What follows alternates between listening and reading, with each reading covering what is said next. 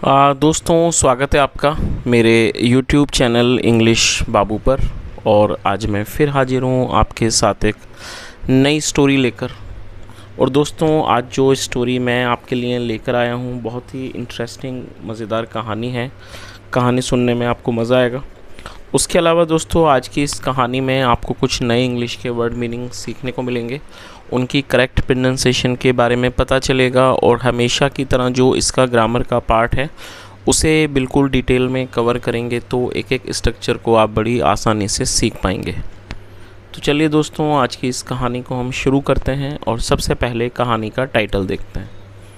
कहानी का टाइटल है द थीव्स टेस्टिमनी। क्या अर्थ हुआ दोस्तों? थीफ का मतलब होता है चोर, और जब हम किसी भी नाम या व्यक्ति के साथ कुछ जोड़ते हैं तो एपिस्ट्रोफी एस का यूज़ किया जाता है। तो यहाँ एपिस्ट्रोफी एस का यूज़ किया गया है। टेस्टिमनी का मतलब होता है गवाही। तो क्या अर्थ हुआ? द थीव्स टेस्टिमनी, चोर की गवाही। तो दोस्तों, ये आज की इस कहानी का टाइटल है, शीर्षक है। और अब मैं इसे पढ़ना शुरू करता हूँ। आपसे रिक्वेस्ट है आप इस कहानी को ध्यान से सुने। यदि आज की कहानी में आपको कोई नया शब्द या फिर नया स्ट्रक्चर मिले तो आप उसको नोट करें, और यदि कहानी पसंद आए तो लाइक भी ज़रूर करें। तो चलिए इसको शुरू करते हैं। When King Vikramaditya reached the peepal tree, he found the corpse hanging there as usual। क्या अर्थ हुआ? When King विक्रमादित्य reached, दोस्तों ये जो वाक्य है ये पास्ट इंडेफिनिट का अफर्मेटिव वाक्य है जहाँ सेकंड फॉर्म लगाई जाती है। रीच मतलब पहुँचना, सेकंड फॉर्म reached। क्या अर्थ हुआ? जब राजा विक्रमादित्य पीपल के पेड़ के पास पहुँचे, ही फाउंड उन्होंने पाया, द कॉर्प्स लाश, हैंगिंग लटके हुए, देयर वहाँ उन्हें लाश को लटके हुए पाया, एज यूजुअल हमेशा की तरह। ही पुल्ड द कॉर्प्स डाउन, दोस्तों ये भी पास्ट का वाक्य है जहाँ सेकंड फॉर्म लगाई गई है। पुल डाउन का मतलब होता है नीचे खींचना, सेकंड फॉर्म पुल्ड डाउन, इसे नोट कर लीजिए। ही पुल्ड द कॉर्प्स डाउन, उन्होंने लाश को नीचे खींचा, ऑन हिज शोल्डर अपने कंधे पर, एंड स्टार्टेड वॉकिंग और चलने लगे, टूवर्ड्स द क्रीमेट्री, क्रीमेट्री मतलब शमशान घाट, और शमशान घाट की तरफ चलने लगे। This time king Vikramaditya was holding Betal so tight in his grip that Betal felt that he was going to be choked to death. क्या अर्थ हुआ? दिस टाइम मतलब कि इस बार, king Vikramaditya was holding Betal so tight. दोस्तों ये जो वाक्य है ये पास्ट कॉन्टिन्यूस में, जहाँ पर वॉज या वर्ग के साथ आईएनजी फॉर्म का यूज़ किया जाता है। तो क्या अर्थ हुआ कि इस बार राजा विक्रमादित्य ने बेताल को इतना कसकर पकड़ा हुआ था, इन हिज ग्रिप अपनी पकड़ में, कि बेताल फेल्ट, बेताल को ऐसा लगा कि he was going to be choked to death, जैसे उसकी, चोक्ड का मतलब था घुट जाना, जैसे उसकी घुटकर मृत्यु हो जाएगी। He requested king Vikramaditya to loosen his grip, request का मतलब अनुरोध करना, और ये सेकंड फॉर्म रिक्वेस्टेड, और ये पास्ट इंडेफिनिट का ही अफर्मेटिव वाक्य है। He requested king Vikramaditya to loosen his grip, उसने राजा विक्रमादित्य से अपनी ग्रिप मतलब अपनी पकड़ ढीली करने का अनुरोध किया, सो दैट ताकि, ही कुड ब्रीथ कंफर्टेबली, ताकि वो कंफर्टेबली मतलब कि आसानी से सांस ले सके। ब्रीथ का मतलब सांस लेना। आगे देखिए।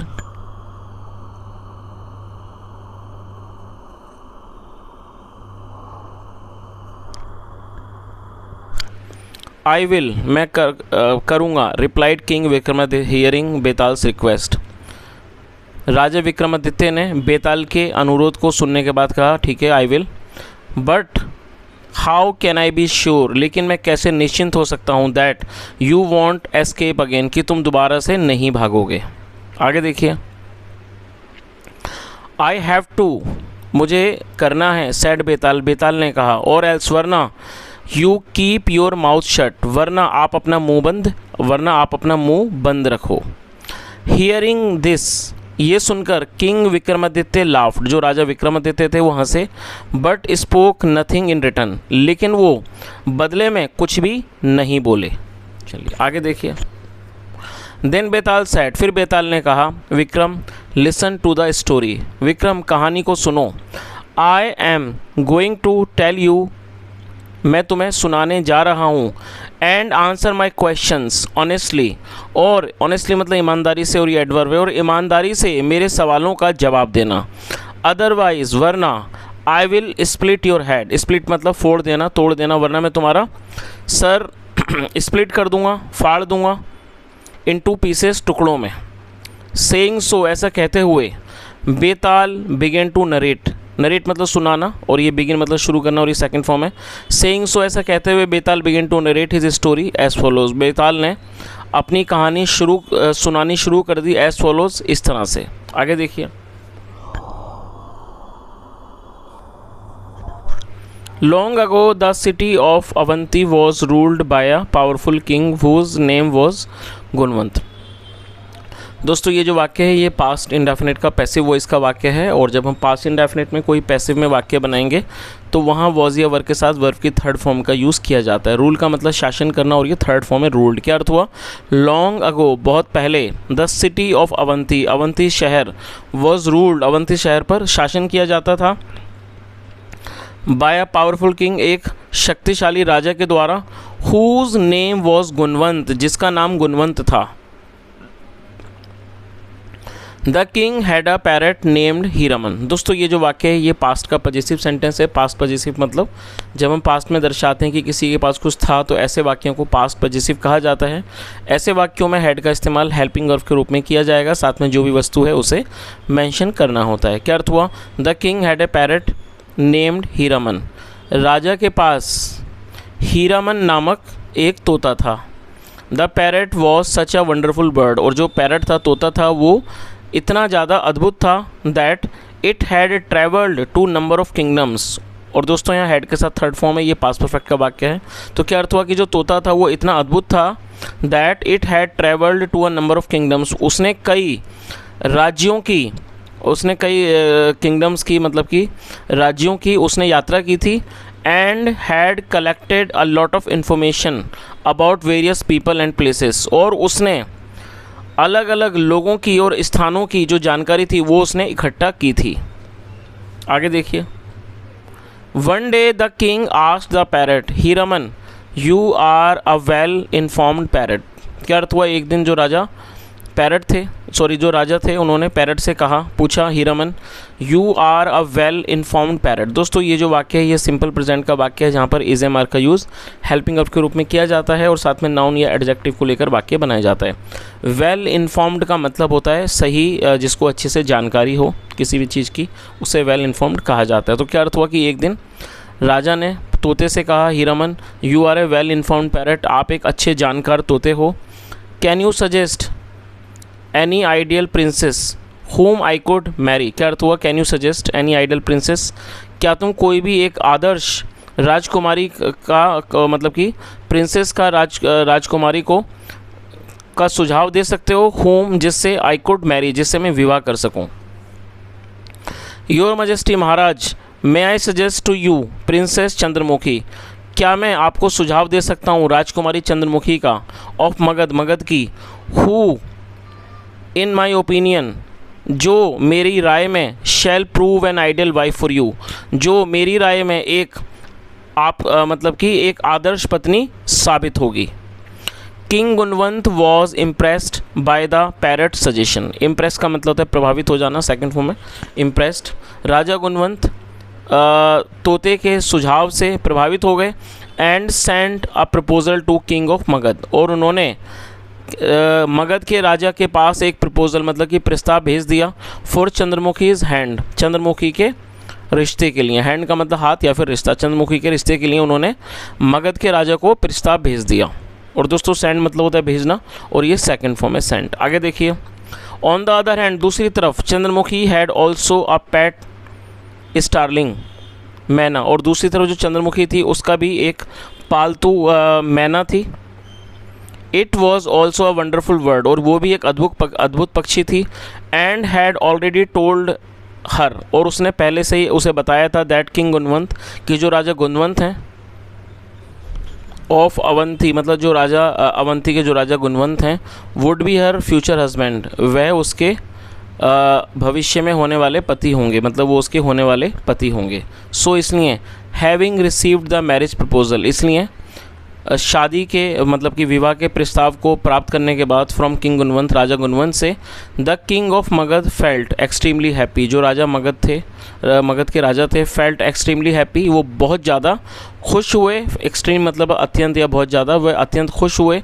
And on an auspicious day, और एक शुभ दिन, Gunwant and Chandramukhi were married to each other, और एक शुभ दिन गुणवंत और चंद्रमुखी का एक दूसरे से विवाह कर दिया गया। चलिए आगे देखिए। One day both the birds, एक दिन बोथ द बर्ड्स मतलब कि दोनों पक्षी, the parrot and the starling, तोता और मैना, वर टॉकिंग बात कर रहे थे, टू ईच अदर एक दूसरे से, देन फिर at the request of the starling मतलब कि मैना की अनुरोध पर, to tell an interesting story, एक मज़ेदार मतलब कि दिलचस्प कहानी सुनाने की, the parrot began it as follows, जो तोता था उसने इसे सुनाना शुरू कर दिया इस प्रकार से। आगे देखिए।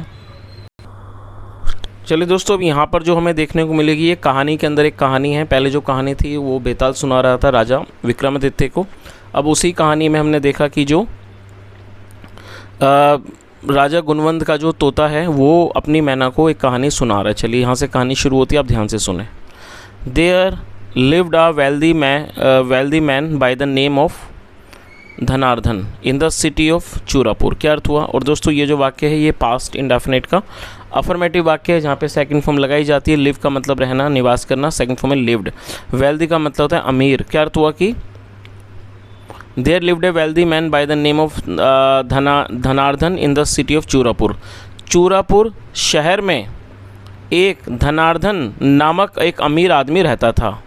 ही was a kind hearted and religious man. Kind hearted का मतलब होता है दयालु व्यक्ति, दयालु दिल वाला, हृदय वाला।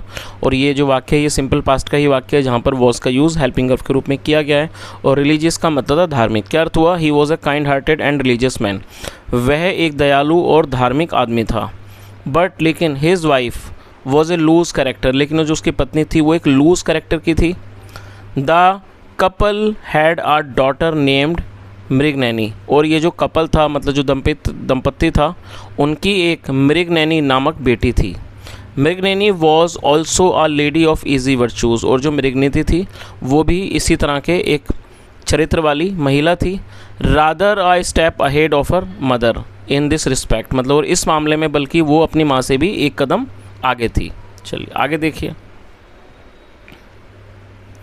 When the father of Mriganaini came to know of his daughter's immoral activities, जब मृगनैनी के पिता को अपनी बेटी की ये जो इमोरल एक्टिविटीज़ थी मतलब जो अनैतिक गतिविधियाँ थी उसके बारे में पता चला। और दोस्तों कम टू नो का मतलब होता है पता चलना, और ये सेकंड फॉर्म में केम टू नो, आप इसे नोट कर लीजिए, पास्ट इंडेफिनिट का ही अफर्मेटिव वाक्य है।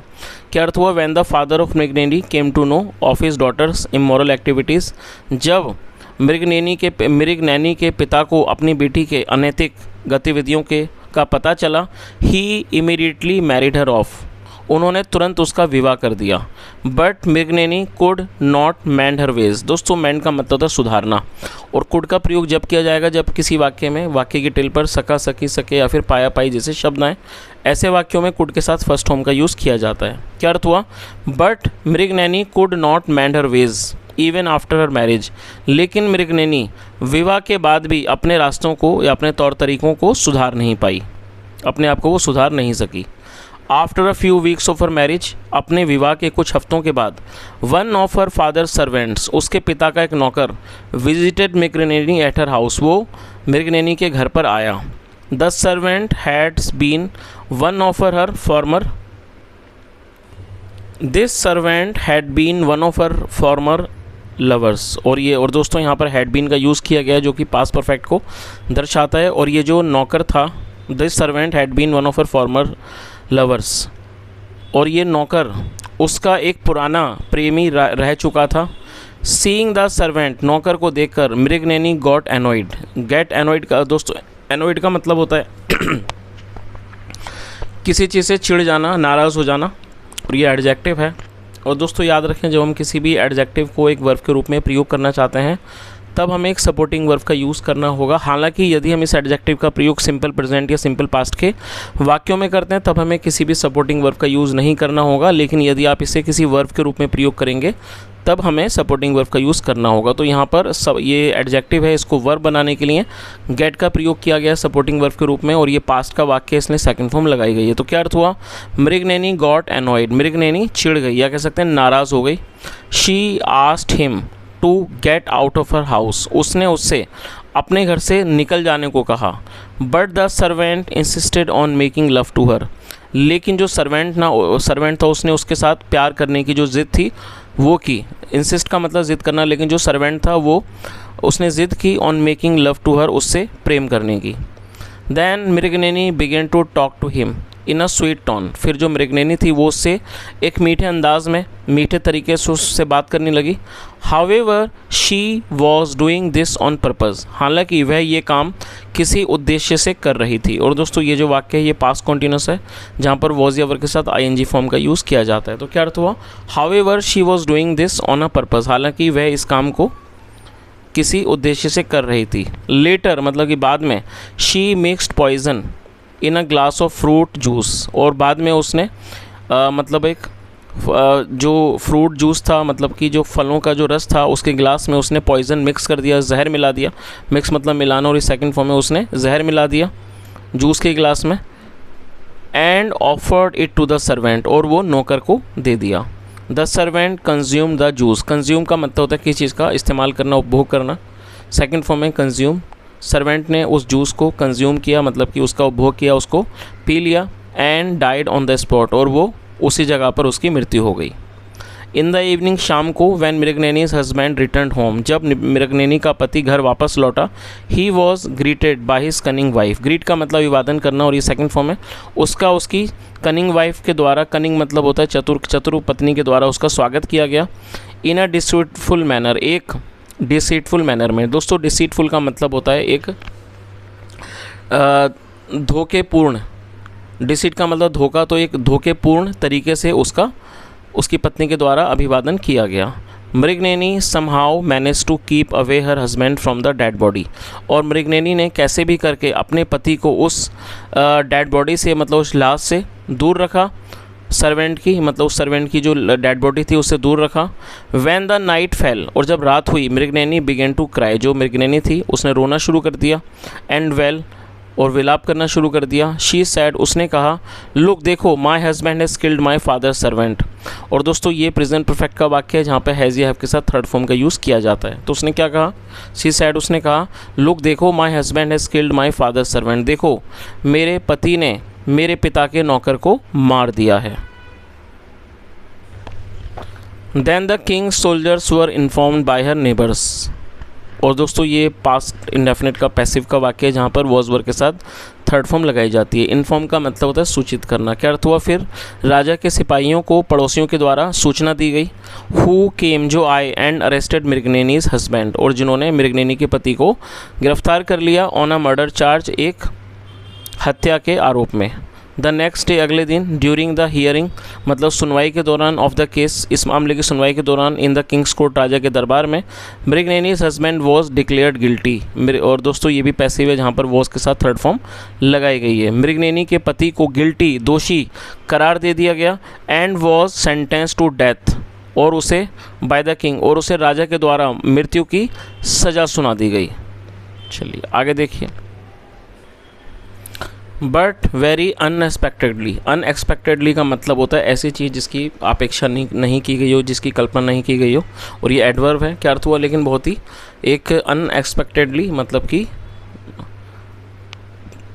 एक जिस चीज़ की कल्पना नहीं की गई थी उस तरीके से। Before Mriganayani's husband could be hanged, मतलब इससे पहले कि मृगनयनी के पति को फांसी दी जाती। A thief approach the king, एक चोर राजा के पास गया। अप्रोच करना मतलब किसी के पास जाना। एक जो चोर था वो राजा के पास गया। And said to him with folded hands, और हाथ जोड़कर उससे कहा, योर मजेस्टी, महाराज, I had gone to Mriganayani's house to commit theft. और दोस्तों यहाँ हैड के साथ थर्ड फॉर्म का यूज़ किया गया, ये पास्ट परफेक्ट का ये वाक्य है। और कमिट थेफ्ट का मतलब होता है चोरी करना, आप इसे नोट कर लीजिए। तो क्या अर्थ हुआ, उसने क्या कहा कि महाराज, I had gone to Mriganayani's house, मैं मृगनयनी के घर गया था, टू कमिट थेफ्ट, चोरी करने। आई विटनेस दिस मर्डर, मैं इस मर्डर का, हत्या का गवाह बना। विटनेस मतलब गवाह बनना, और ये सेकंड फॉर्म है किसी चीज़ को देखना, आंखों से देखना। मैंने इस हत्या को देखा। The case of which has been decided in your court, मतलब जिस मामले का निपटारा आपके अदालत में किया गया है in the form of capital punishment, मृत्यु की सज़ा के रूप में। आई वॉज टेरिफाइड, मैं डर गया था। And fled from the house, और उस घर से भाग गया। When I came to know, जब मुझे पता चला that you have sentence Mriganaini's husband to that, कि आपने मृगनैनी के पति को मौत की सज़ा दी है। आई फेल्ट ड्यूटी बाउंड, मुझे कर्तव्य का एहसास हुआ। मतलब ड्यूटी बाउंड का मतलब होता है किसी कर्तव्य का, किसी चीज़ का बोध होना। मुझे अपने कर्तव्य का बोध हुआ। टू कम, आने का, एंड टेल द ट्रूथ, और सच बताने का। इनफैक्ट असल में इट इज़ मृगनैनी, वो मृगनैनी है। हु किल्ड द सर्वेंट, जिसने नौकर की हत्या की। चलिए आगे देखिए।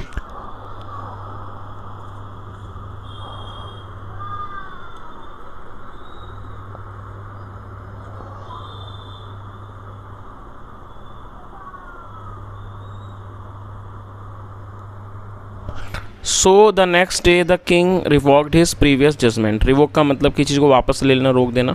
फिर अगले दिन राजा ने अपनी जो पिछला जो उनका जजमेंट था उसको उन्होंने रिवोक कर दिया, रोक दिया। इन द केस, इस मामले में, ही सेट मृगनैनीज हस्बैंड फ्री, उन्होंने मृगनैनी के पति को आज़ाद कर दिया। एंड इंस्टीड, और उसकी बजाय इन सेंटेंस मृगनैनी, उन्होंने मृगनैनी को सज़ा दी टू डेथ, मृत्यु की। He sent the thief also behind bars, उन्होंने चोर को भी सलाखों के पीछे भेज दिया। एंडिंग द स्टोरी हेयर, कहानी को यहाँ ख़त्म करते हुए बेताल आस्ट किंग विक्रमादित्य, बेताल ने राजा विक्रमादित्य से पूछा, Vikram now answer my question, Vikram अब मेरे सवाल का जवाब दो। Who was the real culprit, culprit का मतलब होता है दोषी। Who was the real culprit, असली दोषी कौन था। किंग विक्रमादित्य रिप्लाइड, राजा विक्रमादित्य ने जवाब दिया, Betal, had there been no testimony of the thief, यदि चोर की गवाही ना होती, मृगनैनीज husband would have definitely been hanged, Mriganaini के पति को निश्चित तौर पर फांसी दे दी गई होती। As a matter of fact, और जैसा ये फैक्ट है, तथ्य है, Mriganaini's father was the real culprit, जो मृगनैनी के पिता थे वो वास्तविक, मतलब कि वो असल में दोषी थे। He married off his daughter without telling her husband anything about her character, उन्होंने अपनी बेटी का विवाह कर दिया। विदाउट टेलिंग हर हस्बैंड, बिना उसके पति को बताए हुए। एनीथिंग अबाउट हर कैरेक्टर मतलब उसके चरित्र के बारे में बताए बिना मतलब उन्होंने अपनी पुत्री का उस विवाह कर दिया। दिस सिंपल मिस्टेक, और ये जो सिंपल मिस्टेक है, मतलब जो एक बिल्कुल छोटी सी गलती है, proved disastrous for the family, ये परिवार के लिए बहुत ज़्यादा गलत साबित हुई। यू आर राइट विक्रम, तुम सही हो विक्रम, सेड बेताल, बेताल ने कहा। बट लेकिन, since you have broken the code of silence, लेकिन जो कोड है साइलेंस का, खामोशी का, वो आपने तोड़ा है। I must once again fly off your shoulder, और मुझे अवश्य ही आपके कंधों से उड़कर जाना होगा। And go back to my old peepal tree, और मुझे अपने दोबारा पुराने पीपल के पेड़ पर जाना होगा। And offer you yet another chance, और मैं आपको फिर एक चांस का मौका देता हूँ। टू चेज मी, मेरा पीछा करने का। सेइंग सो, ऐसा कहते हुए बेताल फ्लू अवे, बेताल उड़कर चला गया। Despite all the efforts of king Vikramaditya, राजा विक्रमादित्य के प्रयासों के बावजूद। टू कंटेन हिम, उसको शांत करने के। फर्म इन हिज ग्रिप, अपनी ग्रिप में, अपनी पकड़ में करने के बावजूद भी वो उड़कर चला गया। चलिए, तो दोस्तों इस तरह से ये जो कहानी ख़त्म होती है। और यदि आपको आज की कहानी अच्छी लगी हो, आपने कुछ सीखा हो, तो आपसे रिक्वेस्ट है आप इस वीडियो को लाइक करें, शेयर करें, चैनल को ज़रूर सब्सक्राइब करें। कोई भी सुझाव हो तो कमेंट में ज़रूर बताएं। यहाँ तक सुनने के लिए thank you so much. Have a nice day and bye.